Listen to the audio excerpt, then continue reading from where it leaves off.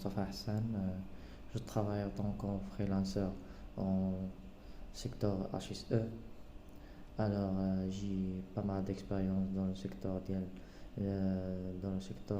hygiène, santé, sécurité. Et aussi, j'ai exercé le métier métrologue au sein d'une société industrie agroalimentaire. Alors aujourd'hui, je vais vous parler à propos de métrologie. Métrologie, c'est quoi la métrologie? Métrologie, c'est métrologie. Il y a deux termes qui constituent le mot métrologie. Et métro, c'est la mesure et logie, c'est la science. C'est la science de mesure. Alors, cette science-là, est compris tout ce qui est en relation avec les équipements, les instruments et les matériels, soit de laboratoire, soit tout ce qui est exercé dans le domaine industriel agroalimentaire, soit automobile, soit tout ce qui est en relation avec l'industrie. La métrologie rassemble l'ensemble des techniques permettant de réaliser des mesures et de les interpréter et d'assurer de leur fiabilité. Et la métrologie est souvent associée uniquement à la gestion des moyens de mesure. Cette gestion des moyens de mesure comprend la gestion des packs d'instruments, de mesure, l'étalonnage, vérification, les fiches de vie. Tout ce qui est en relation avec la métrologie doit comprendre tous les éléments-là. Il y a l'étalonnage, la vérification et aussi les fiches de vie pour chaque instrument qui était mis en service dans l'industrie. Maintenant, je vais vous présenter la représentation de la fonction métrologie. Service métrologie comprend plusieurs éléments. On trouve choix des moyens de mesure, méthode de mesure, formation des personnels bien sûr qui exercent le métier métrologie, définition de la stratégie de raccordement, estimation des incertitudes, détermination des intervalles de confirmation et gestion des moyens de mesure.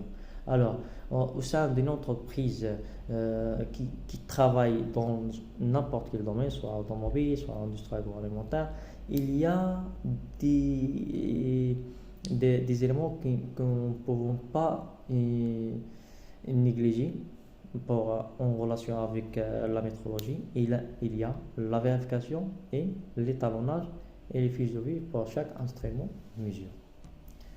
On commence par l'étalonnage. L'étalonnage, c'est l'opération qui est dans des conditions spécifiques établies en une première étape et en relation entre les valeurs et les incertitudes de mesures associées qui sont fournies par des étalons et les indications correspondantes avec les incertitudes associées. Puis utilise en une seconde étape cette information pour établir une relation permettant d'obtenir un résultat de mesure à partir d'une indication.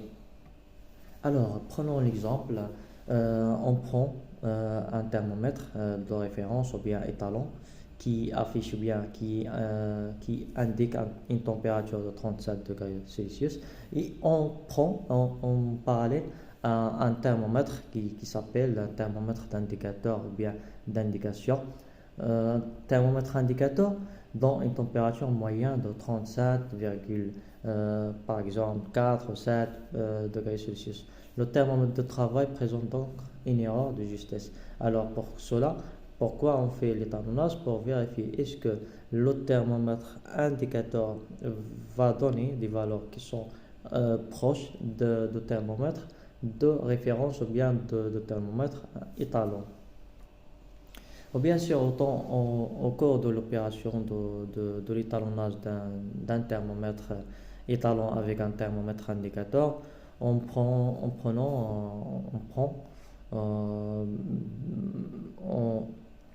en considération ce qui est affiché par le thermomètre indicateur en ce qui concerne les incertitudes. Les incertitudes, c'est une valeur qui peut être soit moins ou plus, ça dépend la valeur affichée dans le thermomètre indicateur. Par exemple, si le thermomètre étalon affiche la température 37 degrés Celsius, le thermomètre indicateur va afficher par exemple 37,5. L'incertitude Dans ce cas-là, il va être soit en mesure en amont, soit en aval. Ou bien sûr, l'incertitude va être déterminée par la société ou bien le laboratoire qui est certifié d'être étalonné les instruments de mesure d'une entreprise. Alors, l'incertitude va être donnée par le laboratoire certifié qui est compétent, qui va adresser un technicien ou bien un personnel qui est qualifié pour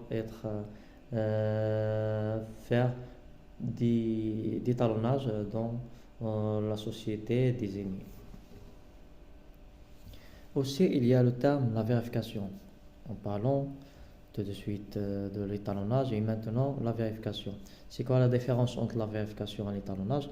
La vérification, si tu prends un thermomètre ou bien un instrument de référence qui était étalonné, et bien sûr comparé avec un instrument de référence étalon de laboratoire certifié, et c'est un instrument qui s'appelle un instrument de référence qui se trouve dans l'entreprise qui va utiliser comme un référence, comme un indicateur ou bien comme un instrument de référence étalon pour l'entreprise. À l'intérieur de l'entreprise, on va l'utiliser pour l'entreprise comme une référence.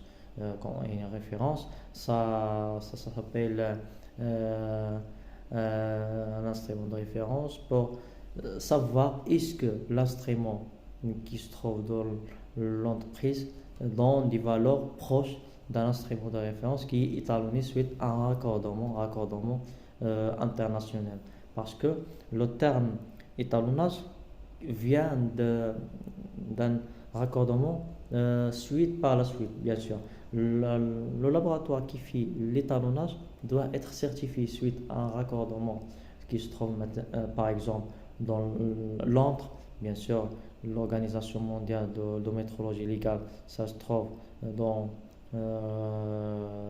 Londres. Cet étalon qui se trouve dans Londres va être certifié ou bien étalonné. L'instrument qui se trouve dans la France, par exemple chez Cofrac ou bien chez n'importe quel organisme qui fait l'étalonnage. Et le COFRAC va assurer l'étalonnage des instruments de référence ou bien d'étalonnage chez les organismes ou bien les laboratoires qui font l'étalonnage dans d'autres pays, comme par exemple de tierces pays, par exemple le Maroc. Et au cours de processus de vérification d'un instrument de mesure au sein d'une entreprise, on prend un instrument de référence qui s'appelle un instrument de référence. Par exemple, on prend un thermomètre pour vérifier d'autres thermomètres dans l'entreprise. Et ce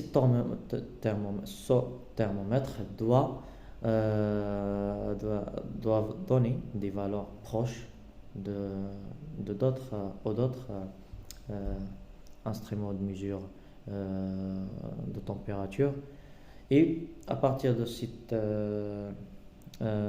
essai, on va donner des valeurs qui doivent être bien sûr proches de thermomètres de référence pour qu'on peut dire c'est l'instrument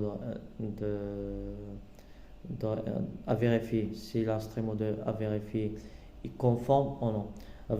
Maintenant, on va diriger vers le terme la conformité. Ce terme, ou bien ce terme, la conformité, s'appelle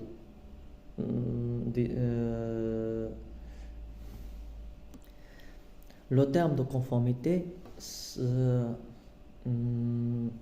signifie que est-ce que le thermomètre d'indicateur ou bien le thermomètre ou bien l'instrument à vérifier est proche à l'indication ou bien à la valeur qui est désignée dans le thermomètre de référence.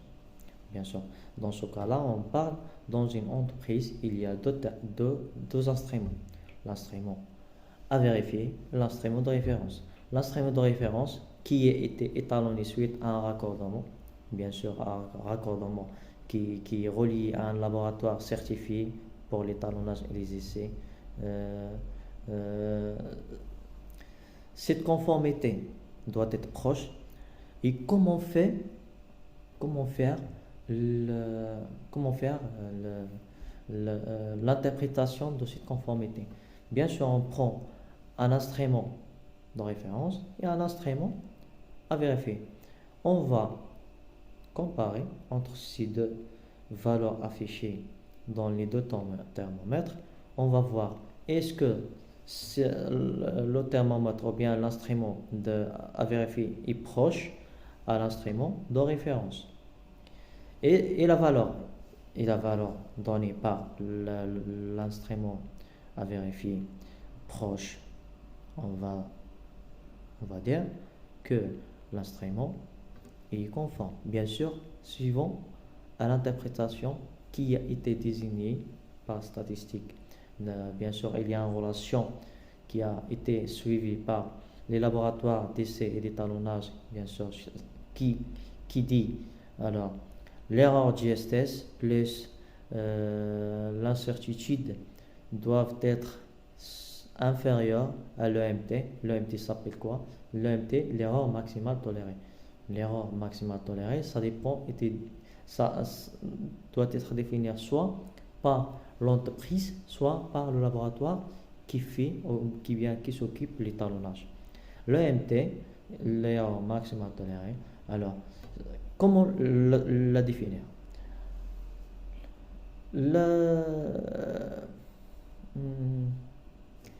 L'erreur de justesse, c'est la différence entre l'instrument de mesure à vérifier et l'instrument de mesure de référence. Et l'incertitude, bien sûr, définie par le laboratoire d'essai et d'étalonnage. Alors, on fait la différence entre ce qui est marqué dans l'instrument à vérifier et l'instrument de référence. Cette différence, on va ajouter à l'incertitude qui a été définie par le laboratoire d'essai et d'étalonnage et on va voir est-ce que cette valeur donnée il est inférieur à l'EMT, inférieur à l'erreur maximale tolérée. L'erreur maximale tolérée, comme je te dis tout de suite, doit être définie soit par l'entreprise, soit par le laboratoire d'étalonnage et d'essai. Bien sûr, après ça, on va interpréter le résultat obtenu, soit par conforme, soit non conforme. Si la valeur était conforme ou bien inférieure à la valeur d'erreur de justesse plus l'incertitude inférieure à l'EMT, on va dire que l'instrument est conforme, bien sûr, mais le thermomètre ou bien l'instrument de mesure à vérifier proche à l'instrument de mesure de référence.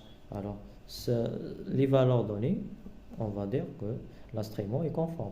Et dans le cas où l'instrument est non conforme, bien sûr, la valeur ou bien l'erreur de justesse, la différence entre les valeurs données par les deux instruments, soit de référence, soit à vérifier, données sont variables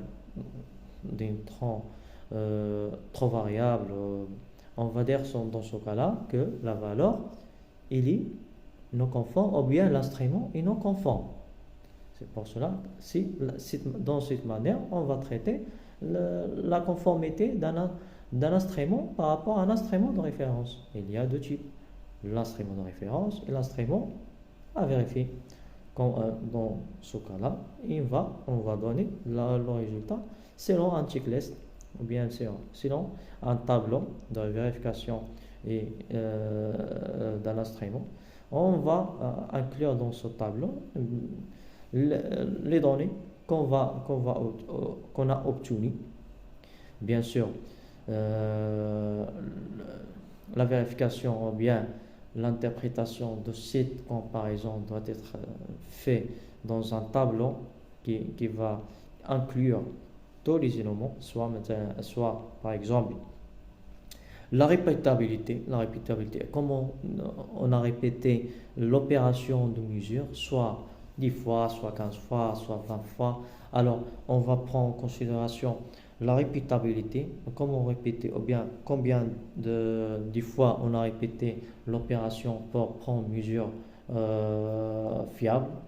Et après, on va calculer la moyenne et on va, bien sûr, on va prendre en considération l'erreur de justesse entre deux types, soit l'instrument de référence, soit l'instrument à vérifier. Et puis, on va ajouter la certitude, bien sûr, la certitude qui va être donnée par le laboratoire d'étalonnage ici, ou bien définir par l'entreprise. Mais je préfère que le laboratoire qui va définir la certitude, bien sûr, ils ont plus de moyens pour définir la certitude que l'entreprise. C'est pour cela on va faire notre vérification en interne. L'entreprise doit définir un tableau pour faire la vérification en interne en toute, bien sûr, en toute, en toute, comment dire, comment dirais-je, on prend en considération tous les éléments qu'on veut être obtenus dans cette opération de comparaison. Et pour cette présentation, je veux dire, c'est un peu de l'ensemble de métrologie, parce que la métrologie, c'est un grand-mère qui peut rassembler plusieurs éléments. Il y a plusieurs de termes, il y a plusieurs alors, j'ai juste parlé un peu de métrologie, parce que comment dirais-je, je peux que j'y éliminer certains mots, certains termes à propos de métrologie, mais c'est juste un début pour moi pour améliorer mon niveau de métrologie. Bien sûr, qui, comment dirais-je, il y a des personnes qui disent si tu veux apprendre quelque chose, d'accord, tu dois l'apprendre à quelqu'un. C'est pour cela que j'ai fait cette présentation, cet effort pour améliorer à mon côté mon niveau en métrologie, et aussi de partager avec vous certaines informations qui peuvent être moindres à ce qui est désigné dans l'ensemble de métrologie, mais vous pouvez me donner votre opinion à propos de cette présentation, mais n'hésitez pas à m'informer ce qui est donné dans cette présentation, soit ce qui est moi ou plus, soit d'améliorer mon niveau en métrologie. Bien sûr, je suis à votre disposition pour toute information à propos de ce qui vous voulez. Merci beaucoup pour votre attention.